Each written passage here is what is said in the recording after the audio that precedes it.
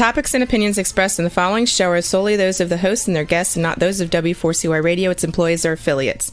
We make no recommendations or endorsements for radio show programs, services, or products mentioned on air or on our web. No liability, explicit or implied, shall be extended to W4CY Radio or its employees or affiliates. Any questions or comments should be directed to those show hosts. Thank you for choosing W4CY Radio.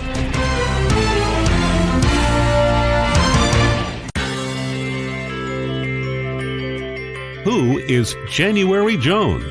She is not a young, beautiful, talented actress on Mad Men. She is not an older, gorgeous, exotic dancer from the Johnny Carson Show.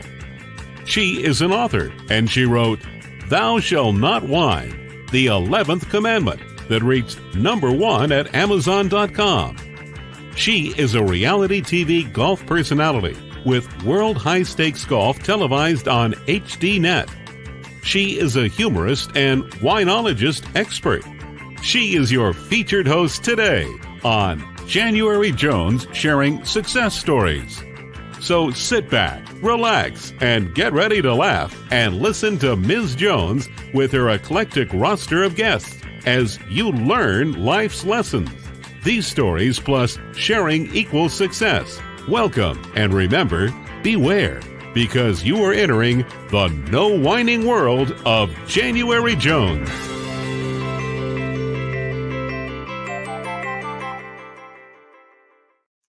Good day, everyone. I hope you're having a terrific day. I'm January Jones, and I'd like to welcome you to our podcast today. As you can see, I'm wearing my bright pink glitter hat, getting ready to launch my new brand, Glitter Granny Gifts. I will be selling books, products on all things that glitter and glow at Amazon.com. And we'll be launching Glitter Granny, I think pretty soon, first week in June. So I'll keep you all posted on it. Right now, for my listeners, let me ask you a question. Have you ever heard of YouTube? I hope you have. I know all of our grandkids have heard of that for sure. They're probably all on it. Would you like to learn how you can subscribe to YouTube, how you can enjoy it and learn more about it? Today, we're here to tell you just how to do it. Then you can follow our guest and me too, because I happen to be on YouTube. Tell me, have you ever thought about being an internet celebrity or an influencer? I think we all have in some way. Now, let me ask you a question. Have you ever heard of an amazing book entitled Being a YouTuber?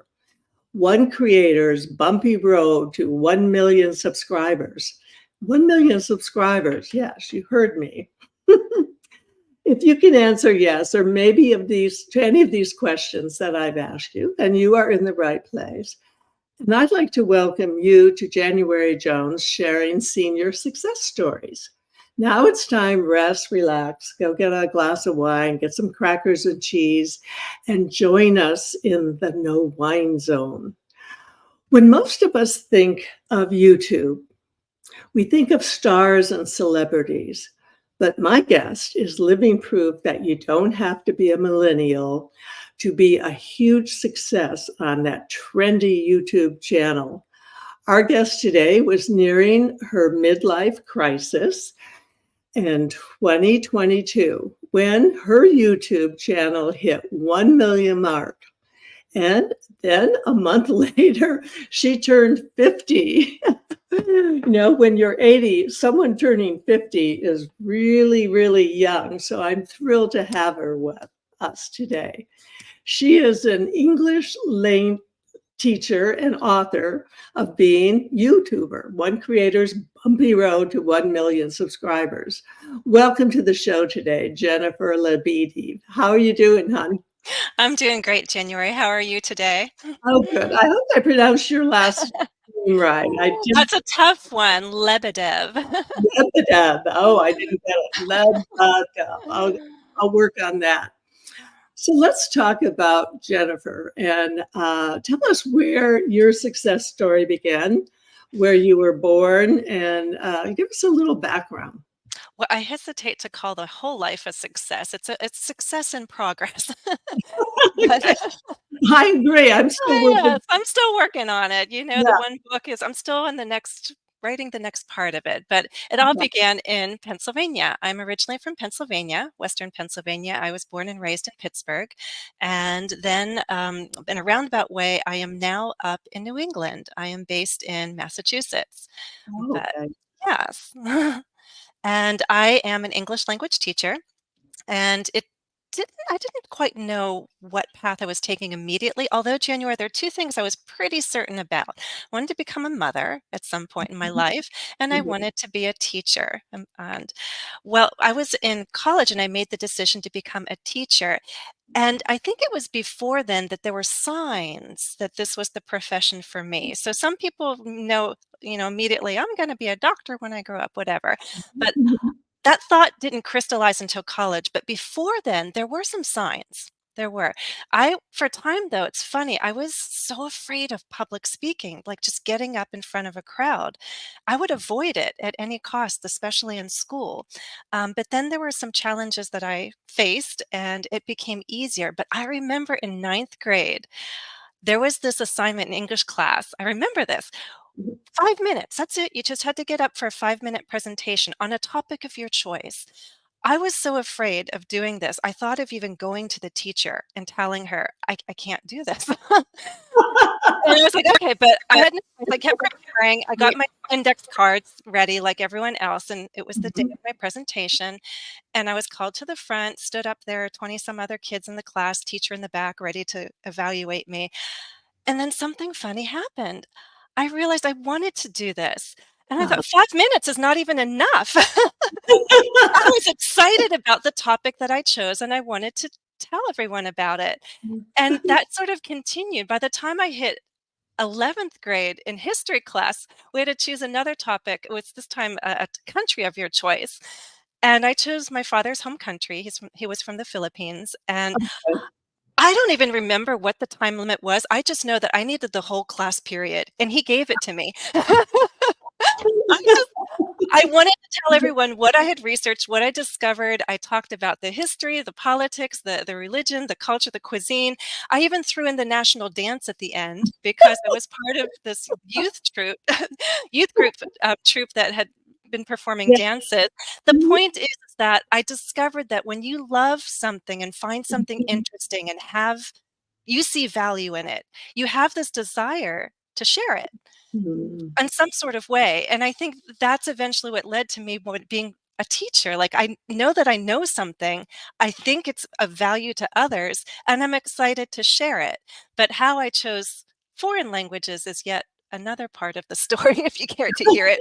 Well, this is wonderful. I'm enjoying this story you're telling. And I have to throw in the fact that my three daughters have requested me to finally write something about myself because they said, we're tired of you writing about Jackie Kennedy. You need to tell your story. So I've started working on a memoir, a private one. And I went back, interestingly enough, to people who influenced my life. And guess what? It was third grade, Mrs. Maloney, my English teacher. And here I am at 80 with 6 books behind me and who knows what else. And I still have to think of her. So, what an incredible opportunity to influence young people. It is, it is. The teachers, of our youth especially had such an impact, hopefully for better, not for worse, but I remember all my teachers, and I was very blessed to have some inspiring ones.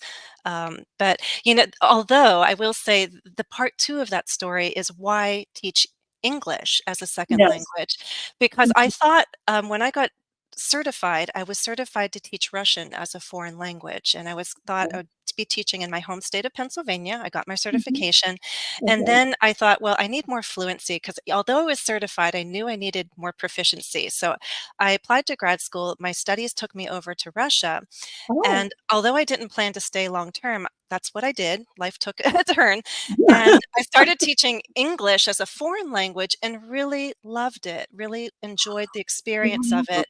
Okay. And when I came back to the US several years later, I got recertified to teach ESL, which is English as a second language. And Okay. partly why I chose a foreign language is although I really did love my school experience overall, I was such a diligent student. Those who remember will know I studied my heart out and I got stellar grades. 6 years of French studies. I found myself in Paris for the first time and I couldn't function. Really? I couldn't. And I thought, okay, so I got straight A's in French, and what's up with this? What Because happened? I could read, I could write, I could translate, I knew the grammar and vocabulary, but it was the way I was taught. There wasn't an emphasis on communication. And so Oh, that was the issue, and I thought, "Ugh," so my desire to teach a foreign language or a second language is to help people avoid what I went through. I want them to feel comfortable and confident to start communicating with whatever they know from day one, even with hi, hello. So that's something that I've been doing as a language learner myself, and what I try to help others do is start using the language and get over the fear of speaking it. Oh, I need to wait. No, you don't need to wait. You can start on day one in a beginner class, to start using the language. And it's exciting as long as you have the support and the guidance. Yes. yeah, to help you along the way.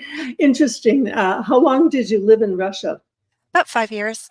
Oh, wow. Oh my gosh. We Yeah. were fortunate enough to be in the UK for 1 year with my husband's work, and we were able to travel all over and to be there for 5 years. Wow, that's such an amazing transition. You were very lucky to have that experience, don't you agree? I do. I think, especially as a language teacher, especially since English is my first language, it's not enough just to have that as my native language and then know how to teach it, but I think there's an emotional component to what I do. I need to empathize with my students, and I know what it's like to learn a foreign language, and Oh, I've done it different ways. So I've had my French experience, then I started learning Russian. I had a couple years of Japanese. I've dabbled in other languages, and I want to give a message to anybody at any age out there, especially 50 and older. It is never too late. I started learning Spanish in January this year, oh and my I'm God. super happy that I moved up a new level in 5 months. I went from the foundations course to the beginners course. Mm, But the idea is that I wanted to learn some Spanish, and I told myself, I know I'm busy, but I can do mhm. this. As I'm not going to use the excuse of I'm too old, I'm too busy, da da da. I said, I can do this. I'm going to work Spanish into my lifestyle right now, and I'm learning Spanish and loving it. But also, it helps me remember what it's like to be a beginner in Oh, a yeah. language. It's very humbling. Mhm. Well, talking about humbling, if you're a whiner or you know a whiner, this book is for you. We'll be right. Lately, there's a whining epidemic in our world. People are even whining about whining. Are you sick and tired of listening to everyone whining all the time? So was January Jones, the author of Thou Shall Not Whine, the 11th Commandment that reached #1 at Amazon.com. Ms. Jones based her book on a survey of the top 10 things that people whine about at all ages and all stages of life. January is a success coach that can tell you how to help others. When you buy Thou Shalt Not Whine, the 11th Commandment, you'll find out what people whine about and how to stop them from whining. This is the perfect gift book to give or get for any occasion. Thou Shalt Not Whine was voted the best gift to be given anonymously for those special people in your life. Ms. Jones is an internationally known author in the style of Irma Bombeck, specializing in housewife humor with her book being published in Korea and China. You can find Thou Shalt Not Whine at Amazon.com. Welcome back to the No Wine Zone with Jennifer, who is not a whiner because she is a winner. Now, Jennifer, before we go on, I have to do this before I forget. I want you to share your information and share with our listeners how they can subscribe, how they can buy your book, and how they can share your experience. Sure. So online, I am under the name English with Jennifer. So pretty much in any platform you can find me. So my website is englishwithjennifer.com, and that's for students and teachers, anyone interested in the work that I do. And there are links to my book there too. And then I'm on Instagram, English with Jennifer Lebedev, and Twitter and Facebook. I'm actively posting on Instagram and YouTube. And where else? LinkedIn. Anyone for professional connections, reach out, feel free to. And on Amazon, just look up Being a YouTuber, One Creator's Bumpy Road to 1 million subscribers. And I have to share with my listeners that that book will be featured at Glitter Granny's Gifts, because I feature all of the books of the many, many authors who have been on my show, because those are the books that I can personally recommend. And they're great books to give or to get. And what an inspiration for the seniors who are listening to this show as far as taking up a second language. An exciting thing to do, and it's something you should consider. I know a lot of people think, oh, I can't do that. Well, here's the gal to show you how to do it. Jennifer, tell us how you got your start on YouTube. What took you from teaching in a classroom to being on the internet? Well, I said I wanted to be two things, a mother and a teacher. So I became a mom. I was a mom of two. And I found myself wanting to teach because I had stepped out of the classroom to take on a book contract. And I really did try to consider and make it work to be a mom and go to a school and commute. And I had a wonderful employer who really tried to give me the amazing accommodations so that I could continue classroom teaching. But it was so Mhm. difficult. One of Yeah. the biggest difficulties was really the commute. Um, there was one night I just remember how horrible the feeling was, because I was driving home at one point. This is before my daughter was born. My baby was in the back seat, my firstborn. I was so darn tired. I'm driving down. It's dark out. I'm like cracking the window, slapping my face, biting my tongue Mhm. because I need to be alert. And the thought, yes, was in my head. This is dangerous. Why am I doing this? My baby is in the background. I don't think this is a good idea. Surely Mhm. there has to be another choice. And that's hard when you're any situation in life, you think there isn't a choice, but usually there is. You just have to look and maybe be a little creative in your thinking. Um, Yeah. and then somehow the universe does open doors to you. You just have to look. Doors, windows, cracks, look for them. Well, you Um, can walk through or jump. How did the pandemic affect your career arch? Because I've talked to so many guests who prior to the pandemic were not at home. Then, because of the pandemic, they took their careers and cybrated them, brought them back to being at home and working from home, which of course gives you more time with your family, doesn't it? It does. I think now the pandemic has made post-pandemic, there's more understanding for what I've been doing and what I've done. So for me, Mhm. nothing really changed. But the point Mhm. is, when I decided to stay at home and be with my children, because that's where I really wanted to be, I still wanted to teach. That's part of who I am. I want to teach. And I needed an outlet because there's that I desire to share again. So YouTube was just starting, and I was Yeah. the suggestion was made, why don't you experiment, put some videos up? I'm like, okay. So the very, very raw videos were posted with me teaching, sharing what I knew, what I could. Back then, Yeah. 2007, things were forgiving. So a lot of people did not have good audio or video quality. We Mhm. just tried our best. And I just wanted to teach so much that I needed an outlet. And that was it. I decided to start experimenting on YouTube. And thankfully, the response was so positive. And I just made a promise, if you guys continue to study with me, I promise I'll learn to be a better video maker and transition to be a better online teacher. I know how to teach. I just have to learn how to do it in this new way. And that's how it began. I mean, I know I'm on there too, and I have made my own videos, and I've got, 20 years of experimenting with this. Of course, this show now is on YouTube through the station Talk for TV, but I did a lot at home to begin with. Did you go take a special class to learn how did you gain this knowledge? No, I just picked up the camera. You remember 2007, we weren't using smartphones back then for anything. I had Mhm. a digital camera, and it happened to have a video function. I didn't even have an external mic, it was built in, so the quality of audio wasn't that great. I wasn't ready to invest. Also, with the 2 kids, I couldn't get out of the home easily. I didn't even have a tripod. I was balancing my camera on, like, bookshelves and cereal boxes to, like, just to get started. Sometimes I'd have to crouch down to get to the right eye level height. But the point is, if you believe that you have something of value, you just have to have the courage to share it and believe that it will translate and resonate enough. You're not trying to win over the world. Not everyone's going to like what you produce. Not everybody needs what you're going to produce. You just need this core following. Whatever you're delivering will have value to someone. And that's what you're doing on YouTube. I don't go out there to be a celebrity or to be a star. You're going out there to offer something of value to other people. And you know, the interesting part of YouTube is that as you get older, and I look back 25 years, I can go, it's once it's on YouTube, guys, it's there. I can go back and pull up January Jones playing in the World Series of Golf and look back and see that I'm still a lousy golfer. But I shared it with the world.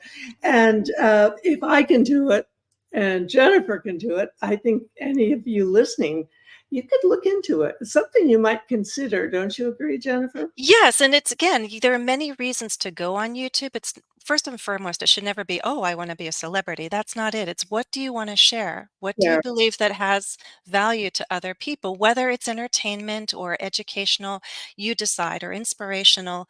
And you can start with small steps. You don't have to have all the answers. You just need a few answers to get started. But this is 2024, so there's so many tutorials out there. There's a lot of information, but even if that overwhelms you, just start with your camera, start with your phone. And you know how to use your phone. So just start there and upload from there. So- Well, you're inspiring me because I think it's fun to do new things, yes. and for me this is an old thing that I'm going to be going back to. You know, we're going to take a break and hear about 60 years later who killed Kennedy. And when we come back, we're going to talk about promotion with Jennifer. Let me ask you a question. Are you still wondering who killed Kennedy? Over 50 years later, the assassination is still a mystery. It is unfinished business for our country. Now, get ready for a theory that you've never heard before, but will make more sense than any other conspiracy theory that you've ever heard in the past. January Jones speaks the unspeakable in her book, Jackie, Ari, and Jack, The Tragic Love Triangle, connecting Jackie and Aristotle Onassis romantically prior to JFK's assassination. Did you know that Ari was Jackie's guest in the White House during the JFK funeral? He was the only non-family member who was invited by Jackie to stay there during the funeral. Aristotle Onassis was one of the wealthiest men in the world, with the means, the motive, and the money to order an assassination that was the perfect crime of the last century. Ari needed class, and Jackie needed cash. They were perfect for each other. Now, what is Camelot? It is but another tragic love triangle. Jackie, Ari, and Jack is available at JanuaryJones.com, Amazon.com, and audiobooks.com, read by Ms. Jones.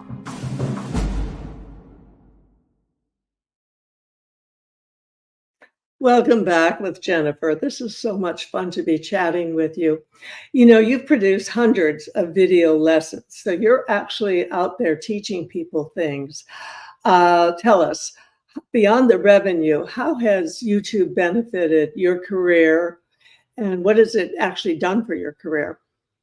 It's been amazing. First and foremost, because at the beginning, in 2007, there wasn't even a hint of monetization. Everyone who was posting was doing it for free. I did it for 2 years straight, and then I thought, "Well, I need to contribute to the household income." And so I decided to offer private lessons through Skype. There wasn't Zoom back then, it was Skype. Okay. And I decided to make a quick announcement that I'm offering private lessons, and less than 24 hours later, I had enough students to start. That's a demonstration of if you're already putting out content and showing what you can deliver, what's of value, when you then move to some sort of paid service like that, it's much easier to connect because the connection's actually already there. Mhm. So back in the day when I did get certified, back in the 90s, we had to prepare this physical teaching portfolio, with the pictures, my lesson plans, and all that. What I didn't realize is that YouTube is my portfolio. I haven't had to show a resume in a long time because people know who I am, what I can do, and then Mhm. the invitations and proposals come. I haven't had to prove anything. And if you want to see the qualifications, I put that on my website. But again, I haven't had to show Mhm. anyone my resume in ages because it's usually already clear what I do, what I can That's offer. It's right. been wonderful. But I really, really love because people ask, they think, oh, you're online, you work independently. You're not connected to anybody. You're like in isolation. Don't you get Yeah. lonely? Or like, absolutely not. I've been so connected with Yeah. so many people, not just US, worldwide, but I've gained so many new collaborations. I have new colleagues, not to mention all the connections with the learners and the students. So it's been incredible to have the You know, connection. once you truly and from a good heart have a service, something to offer people, once it goes on YouTube, it takes on a life of its own. And this podcast, for example, is going out on over 100 networks, channels, and I can't believe the numbers. And I wonder, who are these people? But they're everyone like you and me, and everyone's pretty much on the internet these days, aren't they, Jennifer? They are. It's a wonderful place to connect. You have to find that balance, of course, between your online and offline activity. But still, it's brought so many beautiful connections, and Mhm. that's what I really want to focus on. Is saying YouTube is amazing, and I love the idea of having this global reach. But although numbers are somewhat important, and that's one way to measure our growth, I Mhm. really think if we only focus on the numbers, you're only seeing part of the picture. So that's one of the big things I want to tell everyone and anyone, online and offline, is that we have to look beyond numbers, whether we're talking about age, revenue, subscribers, it's just part of the picture. And I would personally bring in stories, connections, experiences, contributions. Those are the things that really matter. Mhm. It's interesting. I was intrigued. I turned 50 30 years ago. What is it like to turn 50 in this day, in this time, and in this crazy world? Tell me some of your thoughts about turning 50, Jennifer. Well, it's not so much something that I feared, but of course, when you hit the big milestone ones, you have those moments of reflection of like, where am I? What am I doing? Have I done enough? And that really was the impetus to write. I like to write, and I knew I needed to reflect. But you're among those people who inspire me to know that it's how you live your life. It's so much of your mindset and your choices of lifestyle. Mhm. 80 can show itself in many different ways. How do you want it to be for you? And so these days, I want to feel youthful in some ways. I want to be proud of the wisdom and life experience I've gained. So it's this Mhm. balance, but I have so many people who've inspired me to age well and wisely and in a healthy way. Mhm. My dear Mhm. cousin has been on YouTube a couple times that when she didn't know what it went to go live, I had her go live with me not too long ago. She will be 96 this year, but bless her soul, Gina is a woman who inspires me because she has so much laughter, life, love, energy. And I would be so happy to be 96 with her energy. Yeah, me too. Sign me up. You So know, I'm I still young. I feel young. I know I'm hopeful. I'm excited that I hit this point, and I know that I have the wisdom now to make better choices in the second half of my life. And I Mhm. have good models in front of me thank you, January, of how to live. Yeah. Well, I wrote my first book, incidentally, when I was 50. And I was hitting, that is a big number. I don't Mhm. care how you look at it. 50 is a biggie. And I wrote that first book. And the thing about a book that was kind of my thought pattern was it's kind of like planting a tree. Once you write it, it's for real. It'll be there forever and it has your name on it. It's kind of a ego thing into writing a book, and then you go on to write 5 or 6 more. Talking about enticing people on YouTube, I had my 18-year-old granddaughter who had to do an interview about me for her English class. I invited her on my show, and it was a conversation from 18 to 80. And we turned the tables and she asked me all the questions. And it's one of my favorite experiences is getting to people to do this that have never done it before. Yes. Yeah. Yes, yes, yes. That's what it's all about is having the courage to take some risks. And it doesn't mean, skydiving. It could be, but it's just trying things that are new. Sometimes it's opening up and sharing something that you have within you, whether it's your knowledge or your talent or whatnot. And sometimes it's also stepping out of your comfort zone, because I think that's also the key is are you still growing in some way? My cousin Gina is taking organ lessons. Wow. So you keep learning in some way, challenge yourself and enjoy it. Okay, that's a challenge to our senior listeners. I want you all to do that. You have a chapter called "Finding Your Inner Rock Star" in your book. Who is your inner rock star? Who do you I have in there? wonder if you can guess. If I tell you my hometown is Pittsburgh, Pennsylvania, and Oh, there's a children's show that was based out of that city. oh, Won't you be, please won't you Mr. be? Mr. Rogers. Oh, Yes, Fred Rogers is my rock star. So I'm shattering the myth, guys, that to be a YouTuber, you have to be this young, hip, cool rock star. The idea is you have to become your own rock star. But to mhm. do that, you can think about the kinds of performers and celebrities that you admire and respect and think why.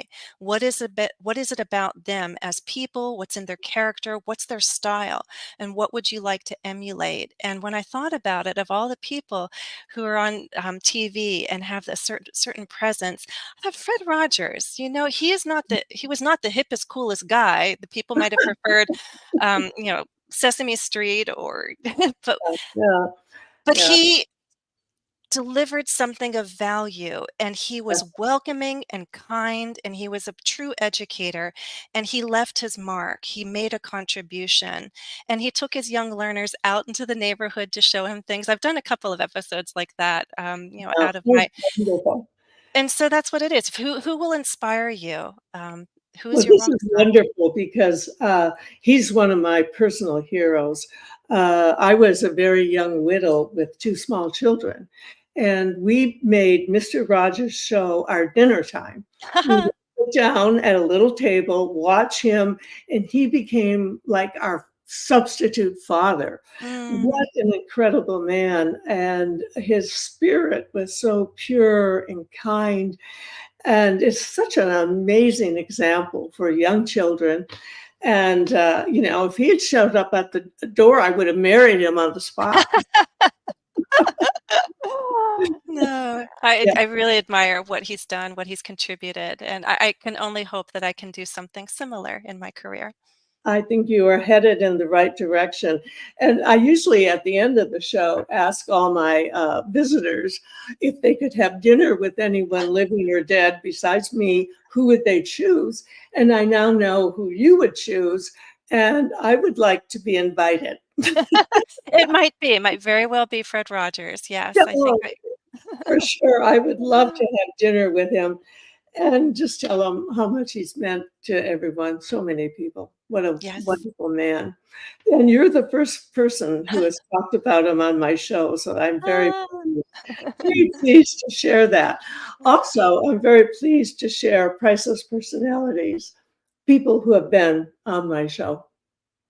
Have you ever met someone who was unforgettable? Someone who has touched your heart and soul? People who have faced difficult problems? People who have struggled to find solutions?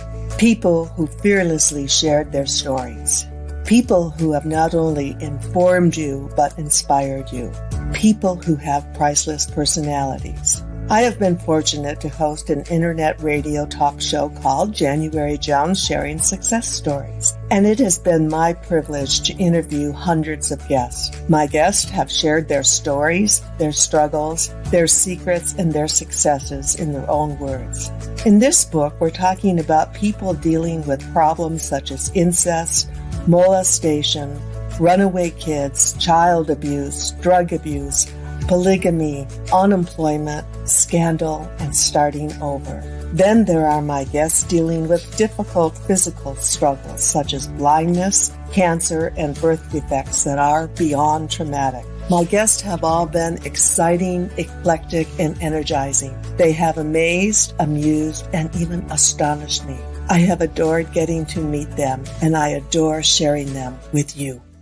Attention all listeners. Priceless Personalities, Success Stories Shared by January Jones, Volume 2 is now available at Amazon.com in paperback and Kindle editions. You'll be able to meet 10 amazing people who will be sharing their own personal stories with all their struggles, successes, and solutions, sprinkled with lots of humor and hope. Priceless Personalities features a teenager who becomes one of the famous Supremes from Motown. A nurse who, as a humorist, helps people to heal. An inspiring laughter yoga instructor. A mother dealing with the loss of a child. An incredible motivational speaker. A woman who married 5 times. A gifted paranormal nurse. A wise economist. A funny female humorist. Along with an older man sharing his sweet childhood in the Deep South. January's guests are all amazing and amusing. You will never forget meeting them. Go to Amazon.com for your own priceless experience.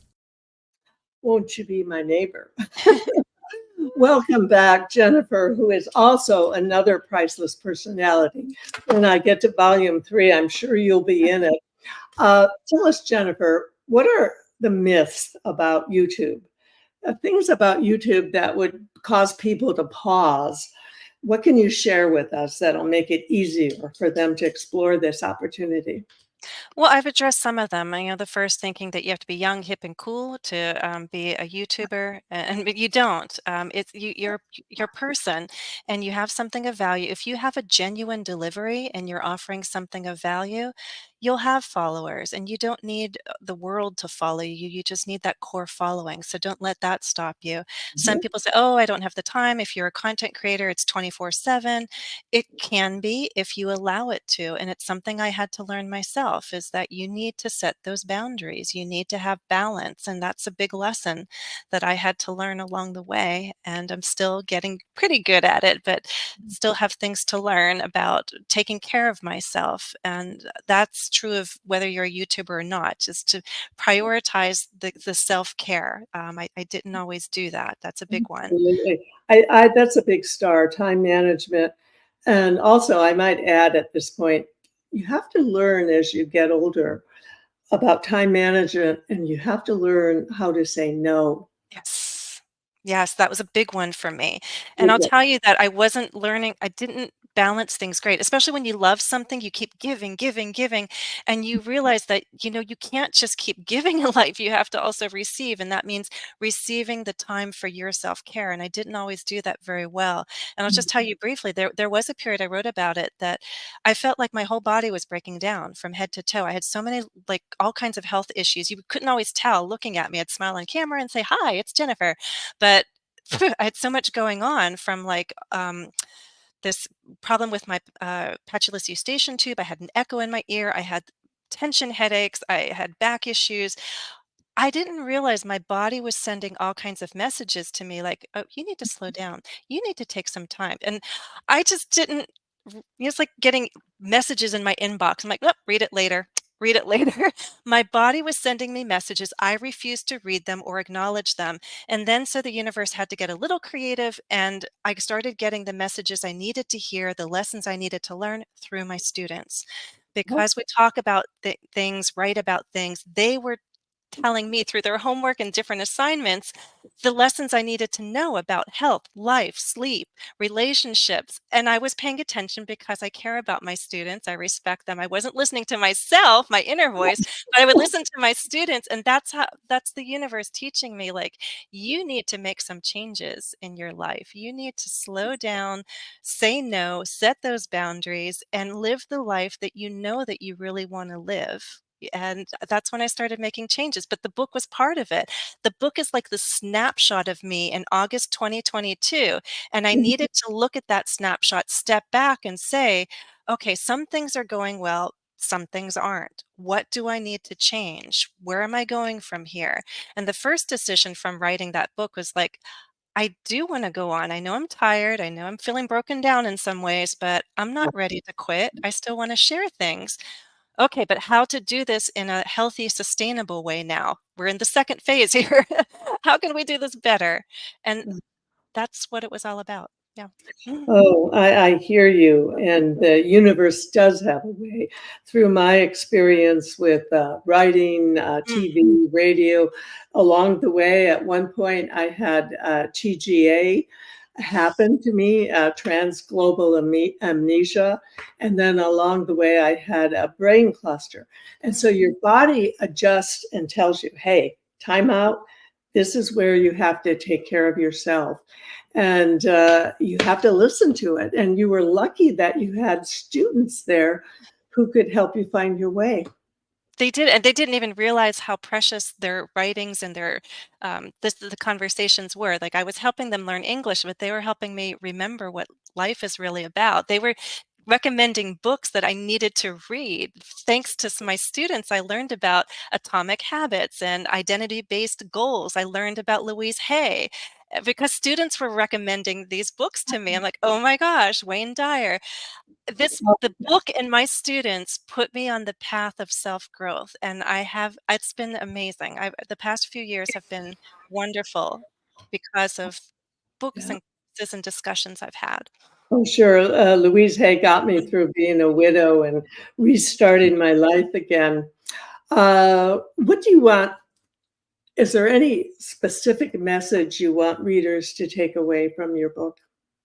I guess the final thing is just remember that each and every one of us is capable of inspiring and being inspired. You just have to have the courage to open up and share what you can. And remember, when you start looking at what you're doing and you question if it's successful or not, don't let the numbers be the only way you evaluate your success or Mm. your happiness, right? You have to define success and happiness on your own terms. And for me personally, that is beyond the numbers. It's contributions, connections, and experiences. That's what defines my success and happiness. Wow. Um, 16, 17 years now.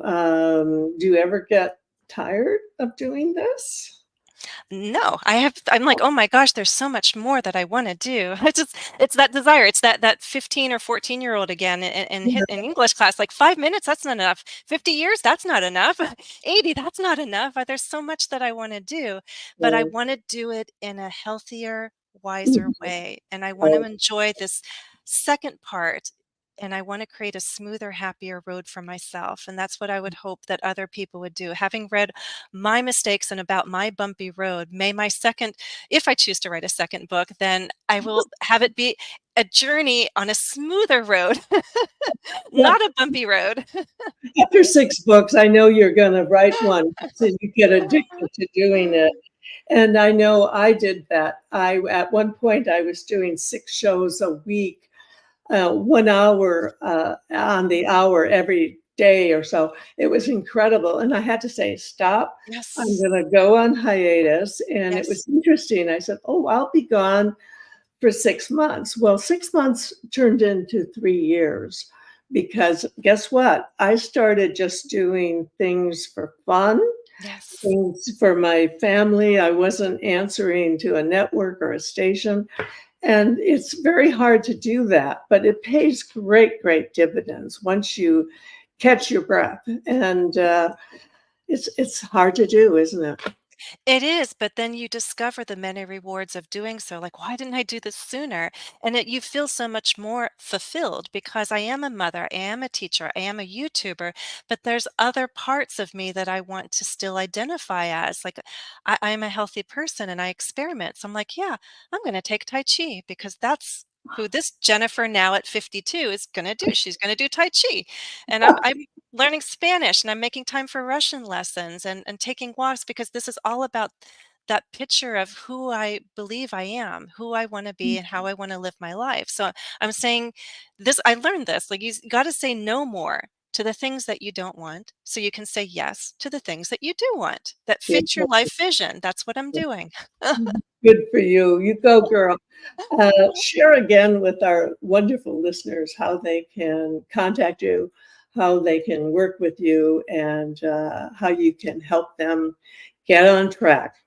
Well, the one place to find me is my website, englishwithjennifer.com. But please read my story. It's on Amazon, and it is being a YouTuber, one creator's bumpy road to 1 million subscribers. It's a story for everyone and anyone. Great.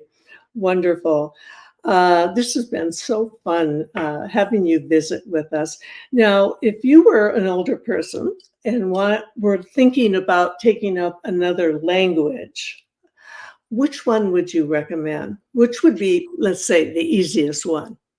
It's not about easy, January. It's about the one that is interesting to you. I chose Russian at the time because it connected with me and I thought it's so beautiful. I just wanted to learn it. And I was curious about the culture and the history, and it just grabbed my interest. Now I'm learning Spanish because I hear it so much around me here in Massachusetts, let me tell you. And I thought, you know what? I don't want to be the person when I'm 80, 90 saying, I don't understand all of this around me. I want to be part of it. I want to be able to speak English and Spanish where I live. So I think it's the usefulness of Spanish, the beauty of Russian that has won me over. Well, I'm living in Florida now. Spanish.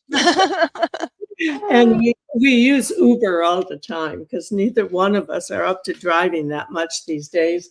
And it's amazing, all the drivers who are new to this country, Yes. Cuba, Venezuela, you name it, they're all coming here. They're all learning their English by driving and talking to people. And it's such a wonderful opportunity to interact with young people and see them starting new careers. I mean, I should be doing commercials for Uber. I'll have to send them a note. Tell them I'm available. Yes, yes. Okay, in parting, my thought for the day, I even wrote this down. It says, sometimes my mind is like an internet browser. I have at least 19 open tabs. 3 of them are frozen, and I have no clue where the music is coming from. But like Jennifer, I keep pressing on, and I hope if you're listening to this podcast, you will do the same. Thank you for entering the no wine zone with us today. And as I told you, Jennifer is certainly not a whiner because she's a winner. Please share our stories and podcasts with everyone you know. And remember, you must stop whining, and then you must start smiling just like Jennifer does. And then if that doesn't work, you can start eating chocolate. Thank you, January. Highly recommend it. I hope you'll come back again. Thank you so much for having me, January. I really have appreciated the time with you. It's been great. Thank you.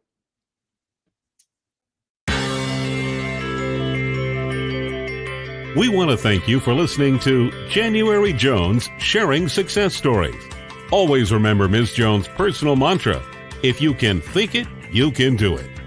That's what all of our guests have done with their lives, and so can you. You are the ultimate success coach in your own life. All you need to do will be to start sharing your own story with your family and friends. We hope that our guest stories will encourage you to explore an equation in your future that will combine your creativity plus connecting with others will enable you to be successful too. Always remember, your passion plus your purpose will equal prosperity as you explore the wonderful world of January Jones.